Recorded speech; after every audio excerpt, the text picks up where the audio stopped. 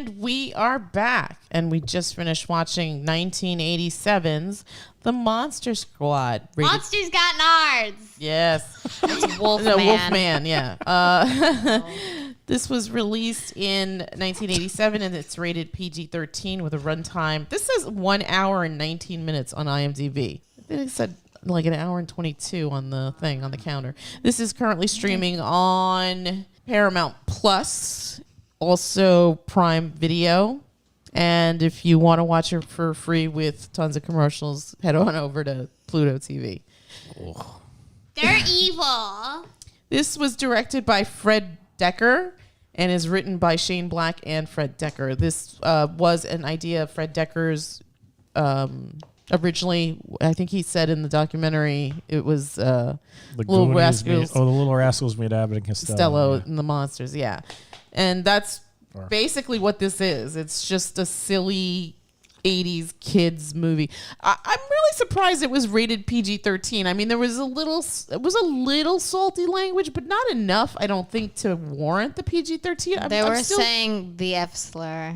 They said that. That's true. That's a bit sensitive for people. I think for PG, you weren't allowed to say anything. Like, no profanity. Yeah, like Disney movies are PG. And I think somebody like says shit in there, and I think that was about. I don't think they cared about the F slur for homosexuals, but back in the 80s anyway. Yeah, no. Oh God, no. A lot of this film could be explained because 80s. Yes. I feel like you were saying that a lot. Yes. Also, I didn't get the whole thing with the cat with the teacher. She didn't look like a cat. I think because her hair was styled to have like those two weird buns on the top, so they look sort of like cat ears. Yeah. Those boys were dumb. Yes. Yeah, little kids. Mostly, Little kids in the 80s. We should watch Cats. Little kids in the 80s who didn't have phones and stuff to keep them distracted all day thought of a lot of weird stuff. Yes. We should watch Cats the musical or whatever it was. I don't know if that's ever going to happen. But I keep forgetting which one people say is worse, like the movie or the musical. Definitely the movie. I think the movie, yeah. They were You've ugly. seen the musical. I've never seen the musical. Of Cats? Yeah, I thought you said. No, I've never seen the Cats musical. I saw the commercials for the movie, and it looked absolutely dreadful. I remember the commercials for the play, too, when we were little kids, and they would broadcast Broadway shows on television. Wasn't there like a period in time where your mother just wanted to see like every Broadway show and dragged you? She never wanted to see Cats. She took me to Phantom of the Opera and Les Miserables and probably something else that I don't remember, but I think Grandma took me somewhere, and I can't even remember. But I remember she took me to see like a ballet show or something one time. Yeah, I think it was that. Yeah, we went to see, but that was at like Kingsborough. Yeah. All right, we're on a major tangent here. Yes. Let's rein it in. It's late in the week. We're all loopy. I'm so tired. I'm hoping that I can get through this review. Why don't you set us up and tell us what the film was about? Wait, briefly. I want to do it. All right, well, let's hear Olive and see if she actually comes close to the plot. What does that mean? All right, Olive G, tell me what that if I hadn't seen this movie and I said to you, hey, did you see Monster Squad? Yeah. Tell me about it. What would you tell me, Olive G? So it's basically like E.T., but except there's monsters and they're trying to kill them, and they need a virgin and an amulet. How is it like E.T.? You know, with them riding on bikes and it being like the freaking AZs or whatever. Okay, yeah. So, lots of 80s tropes, kids riding on bikes, no parental supervision. Yes. Although there were parents in this. They were barely used. Well, they were dealing with their own marriage drama. I think the leader of the Monster Squad's parents were involved. Everybody else's parents were non-existent. I think you see Eugene's dad once. Oh, yes, Eugene's dad, who just doesn't give a crap. Completely useless. Yeah. He didn't even look in the damn closet. He didn't look and then for some reason, the mummy's just hanging out in Eugene's closet. Yeah, what the hell was that about? My favorite scene was when the military came at the last second. Yes. Didn't get to witness any of that. I love how they actually replied to his letter. They actually that was troops. also Fantastic. Good mail system. He they mailed came that pretty thing and quick. They came within a day. And they didn't even bother to investigate or even like try to. No. They just went with it. Like, figured- Eugene says there's monsters. Yeah. Let's go. You'd figure they'd be busy with the Cold War and all that other stuff. Well, maybe they're just like, Probably not. it's really boring. This movie is really moving us into like everything but the discussion of the film itself. Okay, let me start this again. All right, so this is the story of Sean, played by Andre Gower, who is the de facto leader of the Monster Squad, along with his friend Patrick, played by Robbie Keeger. And Horace. Fat kid. Otherwise known as Fat Kid, which you could not say in this day and age, I don't think. You might be able to get away with it if you play it like they played it, where it's just like he's like tormented by this, and then at the end it's like, my name's Horace. Yeah, that was cool. That was a great scene. Yay. Everyone talks about that. He redeems himself, or not. He doesn't really need to redeem himself, but Yeah.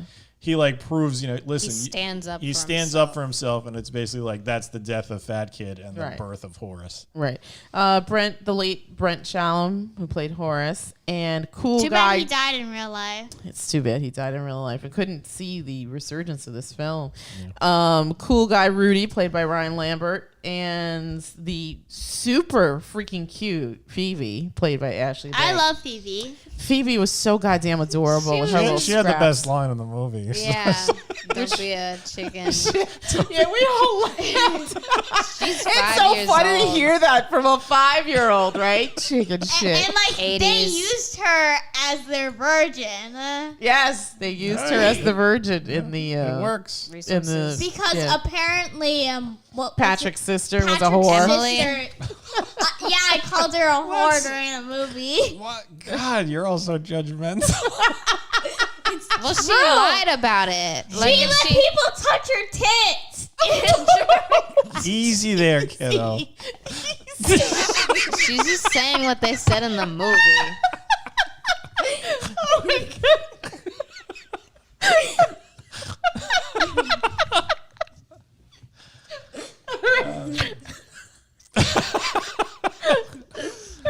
All right. I'm gonna start with you. What did you? This is your first time seeing the Monster Squad. What did you think? It's an okay movie. It's definitely a film of its time. A lot, basically, G's not wrong when she said that a lot of questions were answered with, it was the 80s. Yes. Yeah. It was the 80s. No parental supervision. Kids riding on bikes and girls doing whatever the hell they're doing. I mean, listen, I know that our parents weren't, well, my parents were super strict, so this was not the case in my household. But, I mean, I'm sure if it was midnight, your ass was home. These kids, it was like 10 minutes to midnight, and they're like... when I was 12, I wasn't staying out that late. Yeah, so I'm like... But then again, I lived in Brooklyn. I mean, these kids are in suburbia. Yeah, but still, shouldn't your ass be home? I guess maybe it was different in suburbia. I mean, I doubt it. They're hanging out on the roof of their house. I couldn't hang out on the roof of my house. That's They have because like you some didn't have a- dilapidated tree house that hangs over a lake. Yeah. That would not fly. And also there's the window Child where you can safety see hazard. that girl getting undressed. Dressed and all What the looking time. was in wrong the with mirror. that girl? She was asking. constantly- She Why? was Why asking didn't to you get get pictures changed taken. in front of your closet so you can change it to whatever the hell you're gonna change it to? Or So get change it right near the curtains. window. Yeah, she was. Get freaking curtains. Change the I think she enjoyed being looked at. Yeah, she probably did. She probably did. whore. All right, easy there. Typical 80s Um, older sister.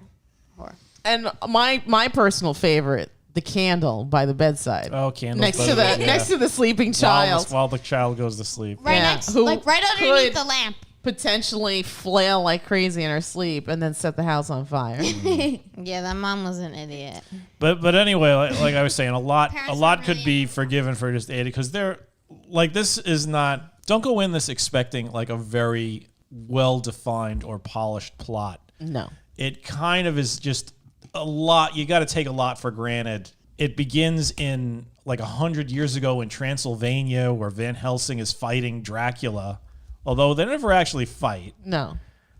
And then suddenly It's the present day. Suddenly, it's present day. We're in middle of suburbia. Did Van Helsing move to the middle of suburbia or something? No, he was sucked into the portal into the. Yeah, but how did his journal get in a spooky mansion in the middle of suburbia? That Because wasn't the mansion from the beginning. No. Oh, The beginning of the movie took place in Dad, I'm pretty Transylvania. I'm pretty sure he had a son, and from there it went on. So that German guy must have been like his great-great-grandson or something. I don't think the German guy had no connection to Really? Van Helsing Yeah, whatsoever. none. Yeah. Zero. Probably like I think it was like one of those things where it was like kismet. This was meant to happen. Sean was meant to find this. Yeah, well, journal Prophecy. that's basically what I was saying. it's a movie. It's a movie. They're not really concerned about gaping plot holes, and there are plenty. A lot of it just doesn't really make sense. Why was the mummy in Eugene's closet? No explanation. Yeah. Dracula's entire plan. Why was the amulet in the mansion? why did they have so many? why Why was did he there have a so much dynamite? Why did he have that car? Why Yeah. did Dracula have so much dynamite? Why? You know why? Because he was preparing for this special day. Where did Dracula get his car from? He probably hypnotized Dracula literally falls out of a plane. Where did No, he doesn't fall. He flies out. He turns into a bat and flies out of a plane. Yeah. Dramatic. But like seriously, where did he get the car? How did he know that? Okay, this is where we got to drop, because he didn't drop it himself. It was the pilot who And that house that he winds up in, house, like, the big mansion. Why is there a Also, Confederate statue in the wait. mansion with a hidden arm that opens a secret passage? Confederate. Wait, but like the thing I didn't get was Frankenstein's cast or coffin dropped, and then Dracula stayed on the plane for like five more seconds. So shouldn't it have moved? How was he in the exact spot where the coffin was? It doesn't matter. You know what apparently. Dracula and it should just have done? happens. it landed on the Gillman. The Gillman just happened to live in the lake in front of the kids. Wait. You know what? What? You know what Dracula should have done as he dropped out of the plane? What? While he was floating in the air, he should have like flipped that guy off like that and then turned into a bat and He should have had a little more attitude. Yeah. Be a little more sassy. Just put on some sunglasses, take a sip of his Sunny D, and just jump out. Like Bodie. Like Bodie in Point Break. What? Be like, later, suckers. Laters, dudes. I saw this many, many years ago. I enjoyed it. It's funny. I was looking at it now, and actually after us having viewed the documentary, I'm really surprised that this didn't do better. I mean, this is absolutely a snapshot of the time, and it was fun. It moved quickly. It was only an hour. Yeah, this was a very silly kids movie. Maybe that's what it was. Maybe it was a little bit too edgy for a kids movie. Was it though? Edgy. I mean, I don't know. Maybe I'm judging it with the language, the eyes of an adult now. You know, the fact that they're talking. I mean, back in the 80s, they're talking about sex and virgins and blah, people were very They uptight. were asking if she was a virgin, and Frank. I remember the scene where Frankenstein took a picture of her, and that film actually developed it. Yeah, there were some elements that were probably a bit more for a parent who is going to take a little kid. And then there's the fact that there were the more kid-like elements that maybe a teenager or an older teenager wouldn't be too into, or maybe that because I feel like they were advertising it as more of a kid movie. Like, remember in the documentary that guy from the Goldbergs was like, this seems like a good friendly kids movie, and then when he got in there, he was like terrified, and he's like, maybe we should leave. And his brother, who didn't want to go see the movie because he thought it was too kid friendly, kiddish, was like, no, we're staying and watching this whole thing. Yeah. So I could see how it didn't do well commercially, and I could see how it did well for people who sought it out. Yeah. Because it was hitting a sweet spot that didn't exist in the 80s, really. Right. You either had the kid stuff or you had like the more adult teen. kid stuff, the more teen stuff, like the John Hughes stuff or the Friday the 13th stuff. Well, also in the documentary, they point out that, like, what was it, 2 weeks before the Lost Boys came out, and that was a huge, the Lost Boys, exactly, like huge movie. Like if you were a teenager at that time, you weren't seeing the Monster Squad. No, you're gonna go see Lost Boys. Jason Patrick and Kiefer Sutherland. Yeah, it's because it just looks cooler. And that guy, the oiled guy playing the saxophone, oily saxophone man. He was What in the it. hell? That was a selling point. yeah. He was definitely in the commercial. I remember that. Yeah. He was also in the commercial for St. Elmo's Fire. And Wait. Gee, Saxophone. what did you think of this film? It was pretty good. Yeah, It was goofy. it was very goofy. I mean, like, in today's standards, I mean, like, okay, let's think about this. Would you have been scared of this as a 10-year-old? no, not at all. Yeah, I didn't think so, right? It's not a scary movie. I mean, it does, there are kind of like a little, like, blue humor and like a little risque stuff, but it wasn't anything egregious, I didn't think. Yeah, I mean, probably the most gruesome thing was The Wolfman getting blown up? not even so much. I would say more when Dracula was sort of like recovering from being shot while he was a bat. He looked really twisted looking. Yeah. He looked ugly. Yeah, he was like half bat, half man, and that looked pretty twisted. Yeah. But then he's just back in his classic Dracula gear. He was dressed like Bela Lugosi. Yeah. And that version of a vampire is not really terrifying. How Sure. come he has so many girlfriends? Dracula likes to get around. Yeah. He's the Mac Daddy of them That's all. my God. rude. Just two-timing every single lady in town. He's evil. Yes, Yeah, he's I not don't a think- kid. I don't think being Vampires faithful are to not his freaking girlfriend is high woman. on his list of priorities. Yeah. He just needed to convert these women Yeah. to do his bidding more than anything. And it was always three. It apparently. was always three. Yeah. Gee, did you have a favorite scene in this? No. No. Favorite character? I liked Eugene. He was adorable. Eugene was adorable. Eugene I liked was his dog, too. The dog was Yeah. cute. When they fell in the house, in Dracula's house, I was like, how the hell did the dog not hurt himself? The hell?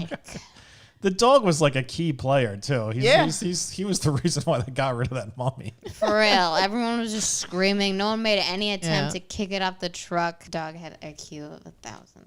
Yes. Especially next to some of these other kids. Yeah. Seriously. Olive G, did you like this film? Yeah. Yeah. What did you like about it? I like the humor in it, and I also like the characters a lot. Yeah. It was very fun. I'm really, it's funny because I'm watching it and I'm like, okay.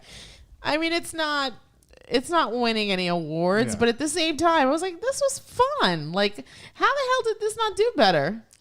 Like I said, I don't think that they sold it right because it really wasn't Pure children's fun. It wasn't like E.T., Right. which also had like more Darker darker tones. Yeah. But for the most part, it was just, oh my God, look, the cute little alien and the kid, hijinks ensue and whatever. But this had some pretty gruesome bits. It had a little bit of a more blue humor to it. So it's going to miss that demo. And then it's going to miss the teen demo because they're just like, oh yeah, that's man, for babies. Yeah. That's for babies. Let's watch The Lost Boys again. Yeah. Oh, look, they're eating maggots. Yeah. Did you have a favorite scene in this, Olive Chick? My favorite scene, like, I actually have several favorite scenes. Oh, let's hear it. So, like, one of my favorite scenes was when, like, they asked him what was a virgin, like, if he knew a virgin. And another one of my favorite scenes was when Horace actually stood up for himself. Mm-hmm. And he goes, my name is Horace. Yeah. That was very cool. Another one of my favorite scenes is when Frankenstein actually, like, throws Dracula onto the... On the big spike. Yeah. Yeah, that was gratifying. Those are some of my favorite scenes. Very nice. Very nice. Yeah, it was just fun. This was definitely a snapshot of the time and just like a fun little kids movie. Yeah. Absolutely. I do feel bad for Fred Decker. I don't know if this was the best. Well, I have to look at his filmography. But I can't believe that this was the best thing he ever did, but it definitely should have done better.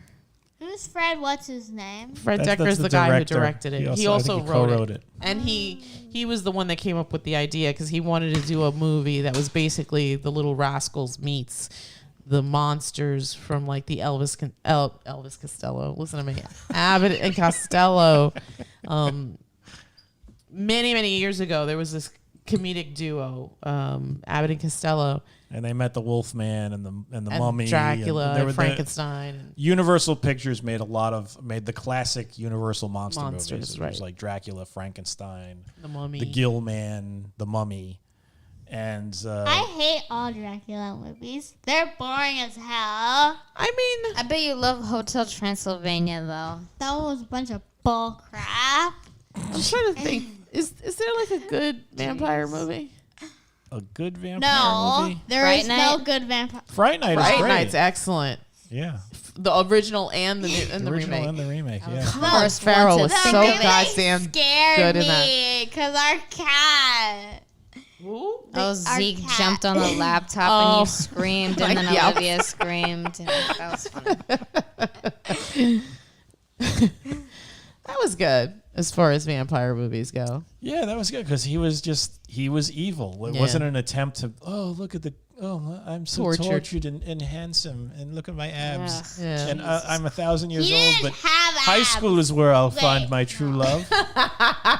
Creep. Because teenage girls Yeah. are so with it. Desirable. Yeah. Good Lord. We have so much in Hot common. messes. Good She loves Lord. BTS as much as I do. She freaking looks like a BTS fan. I like BTS. I like BTS too. Maybe you'll grow up looking like the lady from. Maybe a lot of 400-year-old vampires like him too. I don't know. Maybe- What's not to like maybe I'm about judging. BTS? For I'm God's sorry sakes? if I'm judging any 400-year-old vampires out there. I'm gonna go around the table and get numbers. Olive G, 1 to 10. What would you give the Monster Squad? I'll give it an 8. An 8. Wow. Gigi, this was made for Olivia. Yeah. Yeah. And if more parents took their kids at Olivia's age to go see it, it probably would have done better. Nah, Yeah. this movie is more likely made for people like me. I think so. Weird There people wasn't like you didn't find this scary in the slightest, right? No. Yeah, it was funny. It was more It fun was- than anything. It was so silly and ridiculous. Like, yeah. Yeah. G, 1 to 10. Probably like 6 or 7. I'd give it a 7. I too would give it a 7. It definitely resides in the nostalgia part of my brain. Mm-hmm. It was a ton of fun. I mean, there is a little sauciness to it, but it's. I feel like the stuff now is more naughty. You Some see of it. worse stuff on television. Yeah. Just I'm not even talking like late television. I'm talking No, about, like just regular prime TV, time, yeah. 8 o'clock. You will see humor That's along way those, more along blue. those lines. Yeah, I mean, you won't hear derogatory slurs against gay people, but Yeah. you'll see. I hope not. Jesus. I'm You'll- sure you'll that if see you look, humor like you will that. find whatever. Yeah, that's true too. But yeah, I mean, it's just weird because, like, again, like just from having watched the documentary, the fact that in England, like somebody's Olive's age can't see this film. I mean, there's nothing like even traumatizing about this. Yeah, It's a, so a, bizarre to me. 80s. a number's a number. They're not gonna. It's so weird though. That's It is. ageist. That is ageist. You tell them, girl. And it's funny because like you got kids like G, and I mean at 10, I mean she's older than that now, but at 10, she's very mature. She saw worse stuff than this when she was 10. Yes, I'm sure she did. Wasn't it like The Shape of Water? Did you watch that? We saw that in the theater. Yeah. I was Yeah, I like remember- 9 or 8. Oh God, I remember you covering her eyes when in that scene where that lady pulled one of her boobs out. And then she put her husband's hand on. I was like, what the hell? Yeah. Well, whatever. I've since gave up. I'm like, it's a body part. Big deal. I think if you go into this movie looking to have a fun time, you are going to have a fun time with this movie. Yes, absolutely, absolutely. Don't. The worst thing you could do is be like, I want to see some serious horror and Yeah, for that, the Monster Squad is not for that. intricate psychological horror. With, Yeah, the Monster Squad is not for that. You want to go see that? detailed Go plot. watch Midsommar or Hereditary. go see something by Ari Aster. Yeah. But still, all in all, like a fun time. Definitely not objectionable in any way, shape, or form. I don't think, even with the mild cursing in it or strong language. I mean, when Phoebe turns around and says chicken shit, we all laughed. Yes. We all laughed. It was the funniest thing. Chicken shit. Chicken shit. That is not going to become a part of your regular vocabulary. Yeah, please. Okay. Yeah. It's so funny because, like, that was definitely verbiage of the time because that word is also in, what is that film? Some Kind of Wonderful. Yeah. Elias Koteas' character is Duncan. He's at the end when they're at Craig Schaefer's house. Well, I mean, one thing that Shane Black excels at is Dialogue, especially of the time. Yes, you know, yes. Little boys that age spoke That's how they talk. like that. I remember I was around that age, around that time. Yeah. And we were Silly. coming up with 1,000 different names for testicles, and Nice. that's just what we did. I think I remember me and my friends making filling an entire loose leaf paper with different names for genitals, and it was just what stupid little boys did. That's because you had nothing to entertain yourself. There was like back 100 then. different synonyms. Yeah. See what cable has done to our youth. Yeah, It's taken away. Hey, this is YouTube's fault and the internet for Crazy. teaching kids everything they want to know. In like 30 years, nobody's going to have a single idea of how to do anything anymore. No, not at all. It's just going to be like just jump cuts of people screaming and kicking each other in the crotch. All right, so if you haven't seen it, absolutely go check out The Monster Squad from 1987, according to Fred Decker, his finest work. I don't know, it's up for debate, but it's definitely a fun time for big kids and little kids alike. This clocks in, according to IMDb, at 1 hour and 19 minutes. So not a long movie, right? That's the sweet spot, right? You don't want to go over that with the kiddies because they start losing interest and walking around. And Yeah. Yeah. This movie Doing definitely didn't feel like that long, and it didn't No. drag that much. And the pacing on it was good. I mean, it went from point A to point B in a fairly quick clip. They were definitely speeding along to the point where some of it just didn't really make sense. But that's fine. I'm not, like I said, I'm not going into this Expecting Citizen Kane. expecting Citizen Kane. Yeah. This isn't going to win the screenwriting Oscar. just say, I'm going to have fun. I'm going to watch The Monster Squad, and you will have fun watching The Monster Squad. Absolutely. And as an addendum to this, if you haven't seen it, Andre Gower's wonderful Werewolves Got Werewolves Got Nards. Nards, playing multiple places, including YouTube. I believe there's a really great print of it there. Really, just if you can double feature it like we've done, absolutely do yourself a favor and check out Andre Gower's beautiful documentary, Werewolves Got Nards, and then check out 1987's masterpiece, The Monster Squad, currently streaming on Pluto TV, Paramount Plus, and for rents or buy on Prime Video. And that's it from us, and we will bid you all a Good night. Good night. good night. Spice.